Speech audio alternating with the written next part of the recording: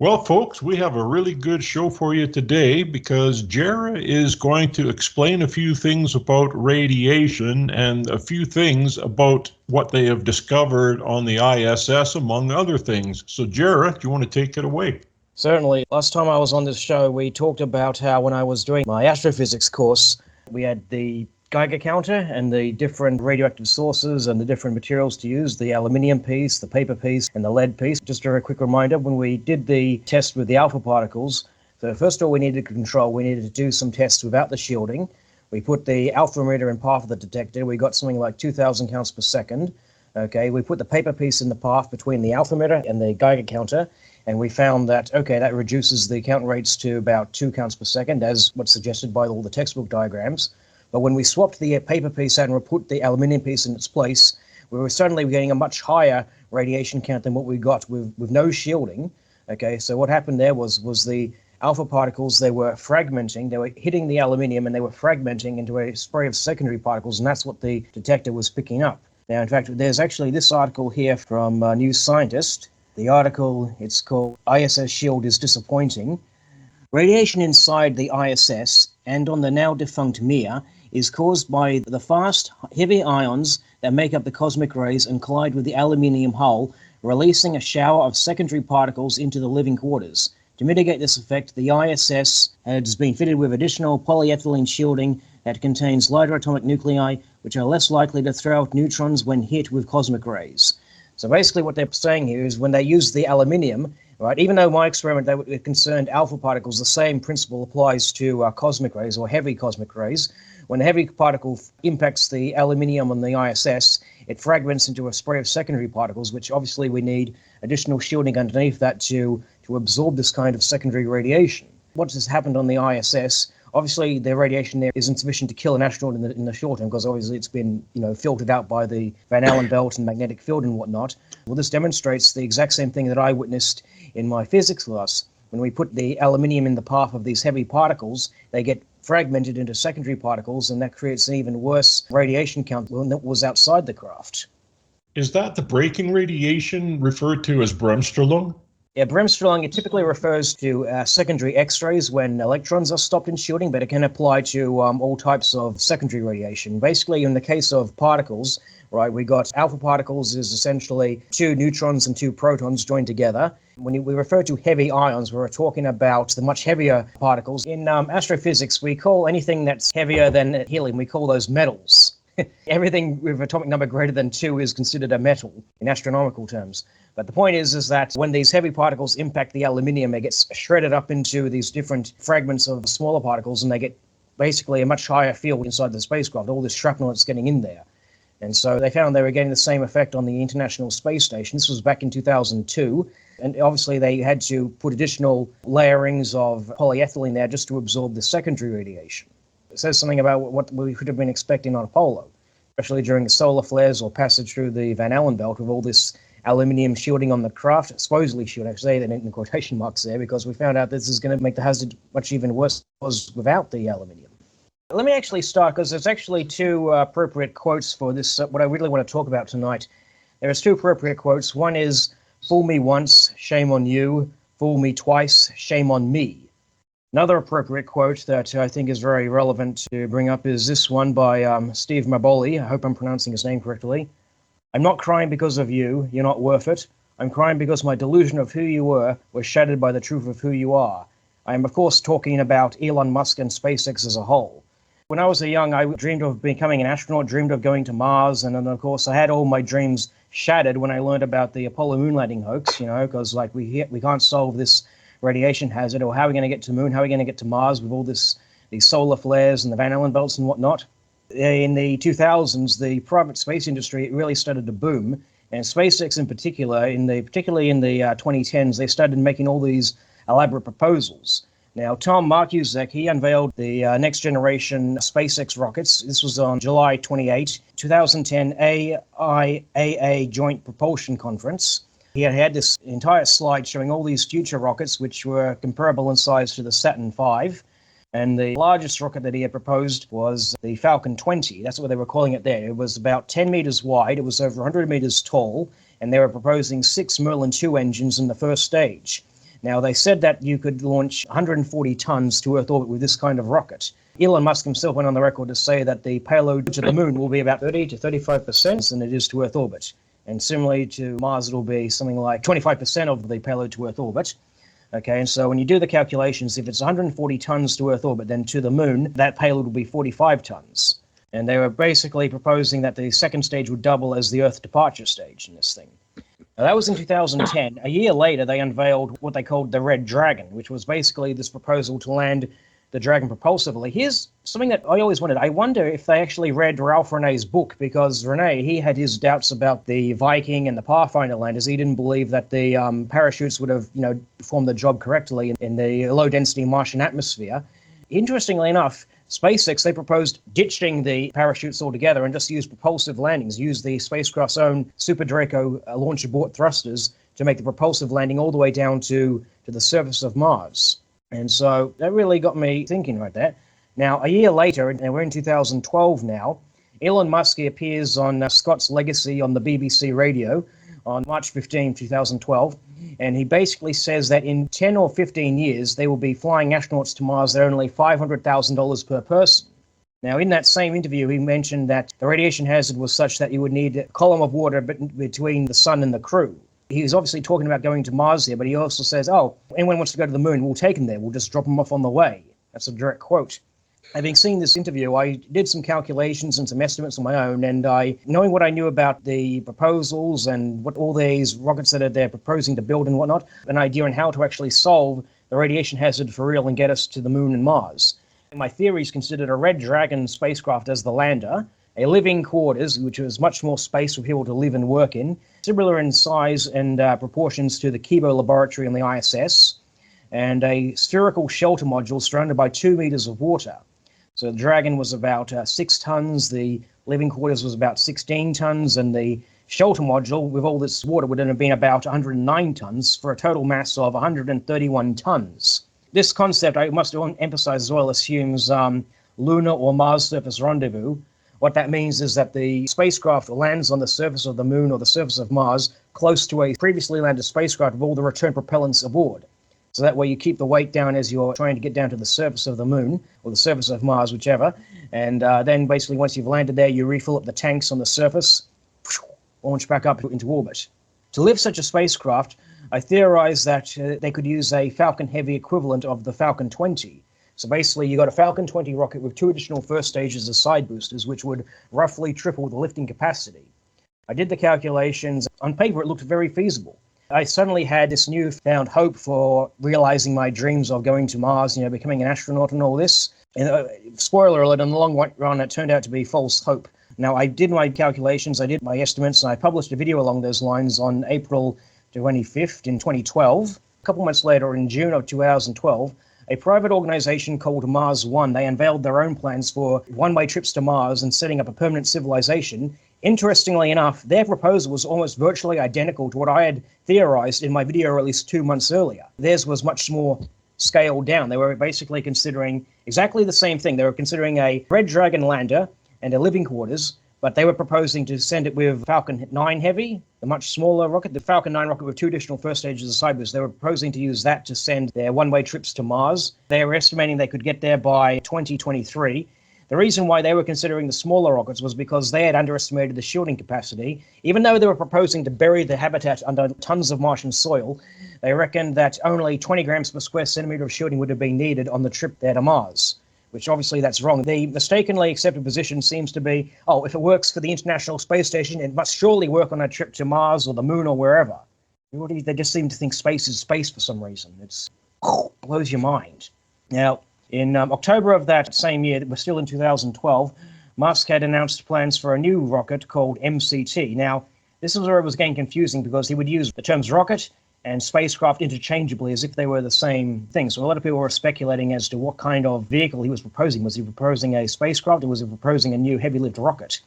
Now, this rocket, which was called MCT, a lot of people theorize that MCT stood for Mars Colonial Transporter or something along those lines, or Mars Crew Transport or something.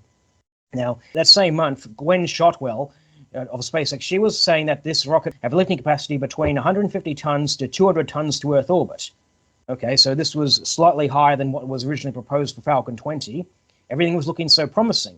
Then on November 16th, Musk gave an interview and a speech before the Royal Astronomical Society in England.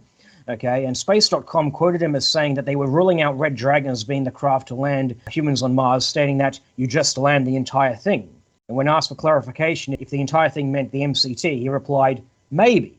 Now, in the same speech, Musk further clarified what he considered necessary to shield the astronauts from the radiation on the flight to Mars. This is a direct quote. He said, in terms of radiation shielding against a solar storm, sometimes that problem is stated that you need several meters of water to shield yourself, and then somebody does the calculations for a volume of a sphere, and that ends up being some enormous quantity of water. But you don't need to have that. You can just have a column of water pointed to the sun and make sure you mostly stay in front of that column. Now, when I heard that, I felt the weight of the world just literally crush me, because this was the direct antithesis of my position. This was basically a common misconception that I had spent the last, 10 or so years trying to debunk. You might remember that documentary where Jim Oberg was quoted as saying, we just point the bulky end of the Apollo spacecraft towards the incoming radiation from the sun, and that will keep them safe from a solar flare. Well, that's not going to work, because the solar flares, they fall along magnetic field lines and they traveled off in all directions. Even if the solar flare is pointed away from the Earth, the magnetic field lines will carry the particles towards the Earth, and basically you need to have shielding on all sides of the spacecraft. Now, I did a follow-up video basically showing that what he's proposing wasn't going to work, and in fact, I actually cited a historical example. It was a very recent example at the time. On January 27, 2012, there was a solar flare that was fired away from both the Earth and Mars, and yet the solar particles from that flare was detected by the Mars Reconnaissance Orbiter and various near-Earth satellites. So that's demonstrated the fact that the solar flares were being carried off in all directions by the magnetic field. So I produced that follow-up video, and I sent links to it on Elon Musk's Twitter account. I sent him messages, I sent him links to the articles I had cited, I sent him links to the videos I produced. He didn't acknowledge reception or anything. The following year, 2013, Musk basically revealed that MCT did indeed stand for Mars Colonial Transporter, and he narrowed it down basically to being the spacecraft. His statements was, no near plans for IPO at SpaceX, only possible in very long term when Mars Colonial Transporter is flying regularly. The following year, now we're in 2014, Elon Musk was interviewed by Joseph Gordon-Levitt, and he unveiled some more details as to his Mars plans. He said the MCT would carry 100 people per trip, and that the spacecraft that will land on Mars will be 100 times the size of a large SUV. And so, okay, we're getting a bit more elaborate now. The following month, on February 3rd, Musk told CBS This Morning, we need to develop a much larger vehicle, which will be the sort of what I call a large colonial transport system. We're talking about rockets on a bigger scale than anyone has ever built before that would make the Apollo moon rocket look small. They launch very frequently as well. That's what's needed to send millions of people and millions of tons of cargo to Mars. Now, the following month, in March 7, NASA Spaceflight, they published an article titled SpaceX Advances Drive for Mars via Raptor Power. Now, here's where the original proposals for Falcon 20 started to go out the window. The article opens with, SpaceX co-founder and vice president of propulsion Tom Mueller has revealed that the company is deep into the development of the first full-flow methane liquid oxygen rocket engine, known as the Raptor. 9 of these immensely powerful engines on 1 or 3 cores, like what I theorized, will be utilized to send SpaceX's super heavy lift launch vehicle uphill on missions to Mars. The article then states that Mueller confirmed 9 of these engines would power each 10-meter diameter core on the notional MCT. I'm quite proud to have my name attached to this engine, said the SpaceX co-founder of the event. And so this article, it seemed to vindicate my theory that a Falcon 20 Heavy was on the cards. They'd also make comparisons, rather, to Vladimir Shalomov's UR-700M rockets, because these were basically, in the old Soviet Union days, they didn't have any equivalent to NASA. They just had different bureaus competing for design contracts. Obviously, we're all familiar with the N-1 rocket. Well, that wasn't their only plan to send people to the moon. The other plan was by the bureau of Vladimir Shalomov. His proposal was the UR-700, which was basically, it was shorter than the Saturn, but it had made up for in all these different cores it had strapped around it. It had something like 6 or 7 cores strapped around the main core, right? And it would cross-feed all the engines, and basically, so once these cores jettisoned, the central core would still be completely full of propellant. And so that thing could lift up to 150 tons to the moon. He was proposing direct ascent missions, of course. That was in NASA's spaceflight article. In that same month, Glenn Shotwell was interviewed by the Space Show with Mark Livingston, and he asked her specifically about the Falcon 20 rocket. He asked, where will they be launching from? To which she responded, Oh, you mean the Mars? The really big ones? Basically, like she's just slipped up on camera as if she was trying to keep this a secret as what they're trying to build and stuff. Even though they've unveiled it back in 2010, they're trying to make it all a huge secret, so it seems. Well, that was the original proposal that ultimately became Starship as we know it today.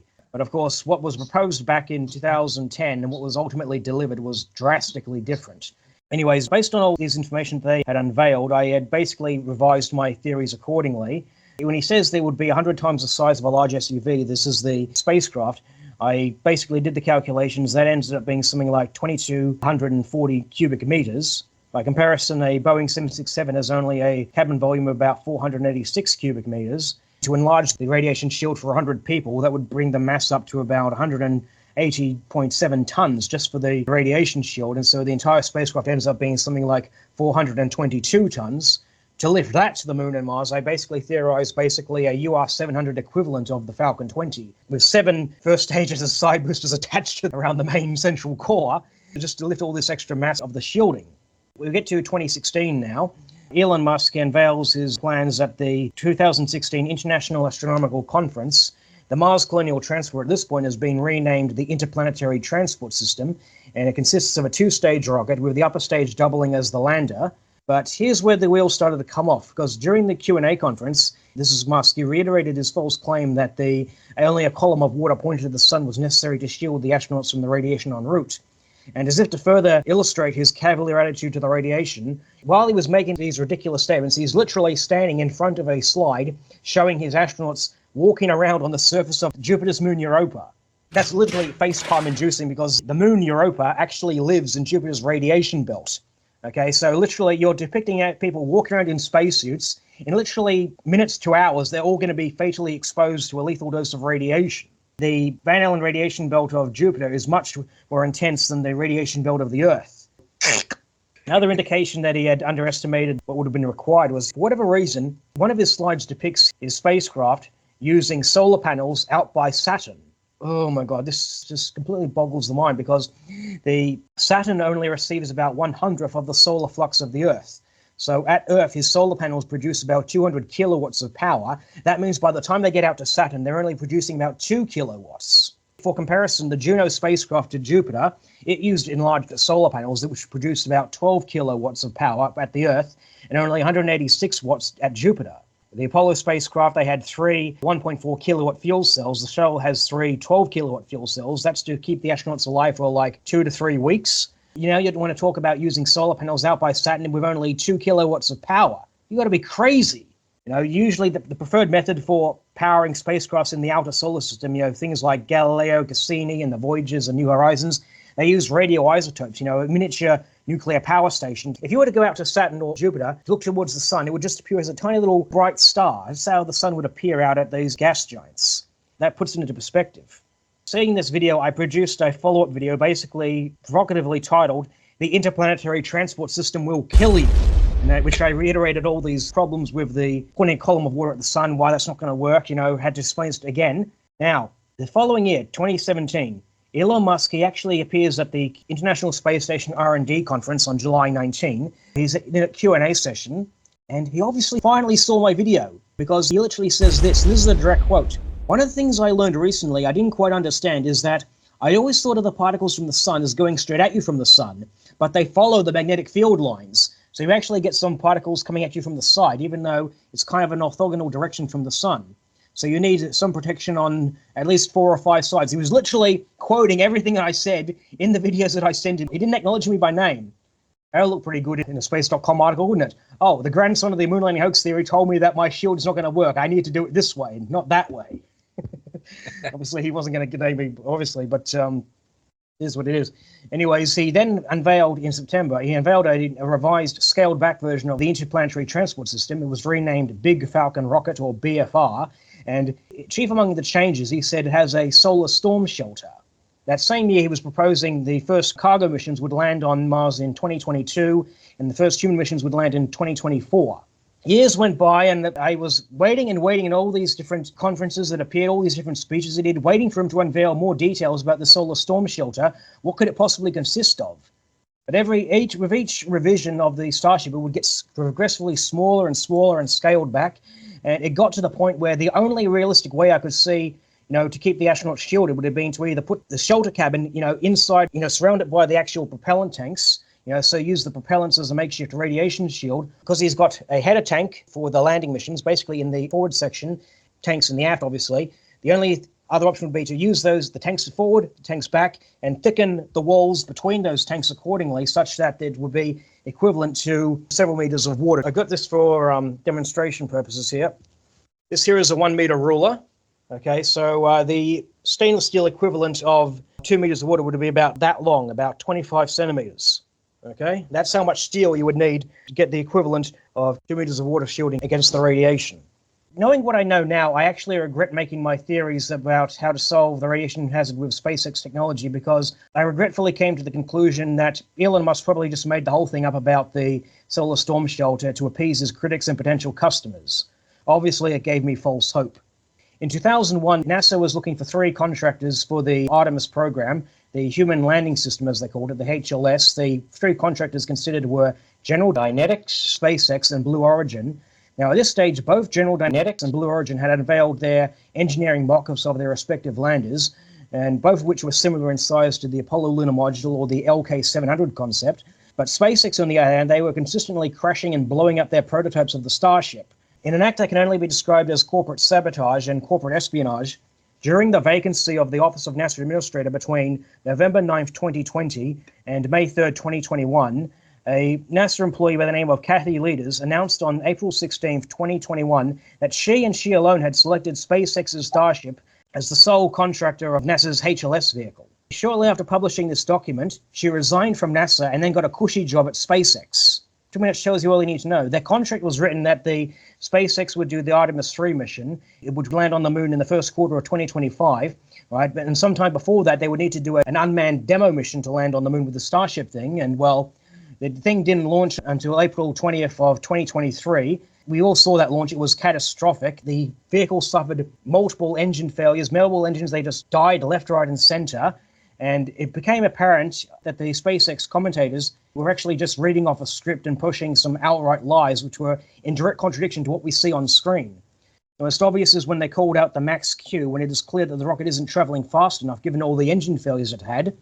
Now, not only did many of the engines die, the second stage failed to separate. The spacecraft self-destruct system itself failed, which basically left the vehicle spinning out of control until it finally just got shredded apart by the aerodynamic forces. And as if to demonstrate utter stupidity, SpaceX didn't even have the foresight to put a flame trench underneath the Starship's launch gantry, and we all saw what happened. It carved a gigantic crater in the ground and scattered rocks and pulverized concrete all over the launch site, causing huge amounts of damage. Now, the second Starship launch was in November of that same year, November 18. That one successfully managed to separate. It had a stage separation, but the lower stage blew up, and then the upper stage exploded. Now, this is further indication that they're all just reading off a script here. When the Starship exploded, it had almost no propellant left in the tanks, right? And it exploded at about 8 minutes and 6 seconds into the thing. Now, at the time of the explosion, the Starship was only traveling at about 24,000 kilometers per hour at an altitude of 148 kilometers. Now, for comparison, the minimum velocity for a spacecraft to achieve a stable orbit around the Earth is 28,100 kilometers per hour. Okay, now, despite clearly blowing up on screen, the SpaceX commentators stuck to their script, basically talking as if the spacecraft was still heading to a nominal trajectory. In the control room, you can see the conditions trying in vain to reestablish the signal. And it's not until about 11 minutes and 20 seconds, or some 3 minutes and 14 seconds after the vehicle exploded, did the commentators finally confirm that it blew up. SpaceX knew, in particular Elon Musk, he knew that he would be facing criminal proceedings because he pretty much squandered all of NASA's budget for the HLS contract, but now he's also facing potential lawsuits from the EPA for all the environmental damage his Starship explosions caused to the surrounding area. And there's all kinds of endangered species of birds and things there, living in this region. And then there's the FAA, who has him under investigation of all these flagrant safety violations, committed with these launches. But this is my own opinion, but I think it's 100% accurate. To stay out of jail, Elon Musk basically purchased Twitter, renamed it X, and turned it into a propaganda cesspit, pushing all kinds of disinformation and pro-Trump propaganda. Basically, his idea was he would get Trump reelected, who in turn will give him a cushy job in the government to basically give him a position of power to make all his legal troubles go away. Now, the third Starship launch, we saw what happened there. That one also managed to reach stage separation. Right now, the problem started when they opened up the Pez dispenser door, which is what they call the door to release satellites. They call it Pez dispenser. You might remember those candies where you pull back on the head and the little pellet of candy pops out. The idea is the same concept. You open the door and these, all the different satellites they would shoot out. They were trying to test this door, but here's the thing.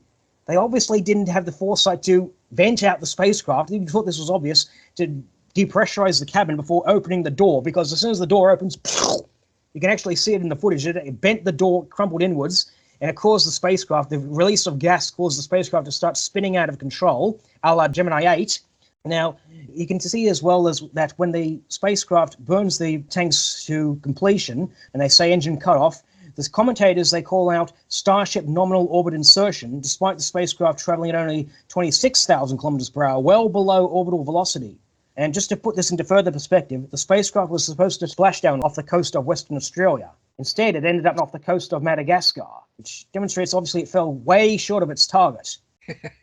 And the two subsequent flights, they both managed to make splashdown but exploded shortly afterwards. But in either case, you can tell from the on-screen velocity thing that it's nowhere near reaching orbital velocity, and that's despite the tanks being run dry of fuel. This is what really is both depressing and just mind-boggling, because if you actually take the Tsiolkovsky equation, the rocket thrust equation that we actually use to calculate how fast a rocket can travel, right, when you take the exhaust velocity of LOX and methane, okay, that's about 3.6 kilometers per second. Okay, multiply that by the natural log of the initial mass of the rocket over the final mass of the rocket, okay, which is something like 4.5 million kilograms over 100,000 kilograms. Okay, when you do the calculations, right, you end up getting something close to 50,000 kilometers per hour, which is more than enough to take it to escape velocity, right? And yet it fails to reach orbital velocity, which can only mean two things. One, SpaceX has exaggerated about the amount of propellant that the Starship and the Super Heavy are carrying, or option two, which is much more likely, is that the Raptor engines are inadequate for the mission. Remember, they were proposing to only have something like 9 Raptor engines in the beginning. Now they had something like 33 Raptor engines. As soon as you see the plumes change from orange to green, you know that the Raptors are cannibalizing themselves. It's basically burning away the stainless steel they're composed of, and that's mixing with the LOX methane plumes.